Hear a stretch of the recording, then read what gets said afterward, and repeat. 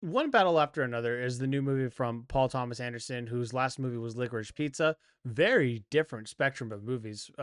And I've only seen a couple of Paul Thomas Anderson movies, but he seems to kind of jump around a lot. And I like that in a filmmaker. This movie is very well acted. This movie is very well directed. I do actually kind of love the story once it gets about like 45 minutes to an hour into it. And this story basically, you could kind of just say it's almost like Taken. The Leonardo DiCaprio's daughter is taken from her, and he has to go find her, but he's not this awesome agent that knows all of these tricks and wits and everything to get his girl back from the bad. He's just your average dude. And so I like that aspect of the movie quite a bit. The beginning of the movie is very political, and it's seemed to be one-sided on the politics of it. However, it was brought to my attention recently that this movie was made like a year ago and probably written 2 years ago. So the fact that life just happened to imitate this art in this exact time frame, whatever however you want to say it, that makes a difference. And before I gave this movie a lower ranking because of that, I was like, oh my god, this is so clearly one-sided. The For, if you've seen it, you know what I'm talking about. They're enticing political violence and things like that, and really that's just the guy was just making a story. And this was 2 years ago now, before like the ice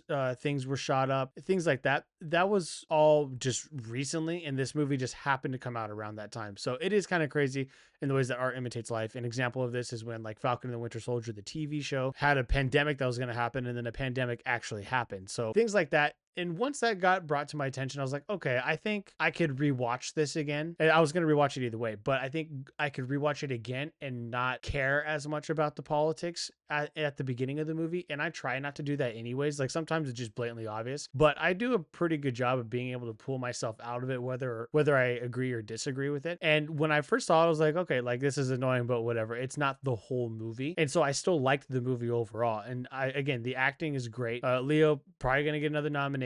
Sean Penn will probably get a nomination. Benicio del Toro should get a nomination because his character, he's just suave and cool. Like he's just a likable dude. He's funny in the movie. You have a good time watching his performance. And so I think everything in this movie is going to get nominated for Oscars. It's going to be acting. It's going to be adapted screenplay because this was based off of a book.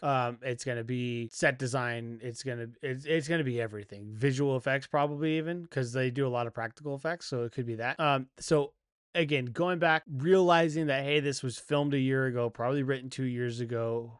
I don't even know how old the book is. I went back and gave it a higher score than originally. Originally, I gave it around like an 8 out of 10. And going back and thinking that way, as I just mentioned multiple times now, I'm going to go ahead and give One Battle After Another an 8.7 out of 10. I still have to see it again to see if I think it's better than I actually remember it being. It is almost 3 hours long and it didn't need to be. However, it keeps you engaged. To me anyways.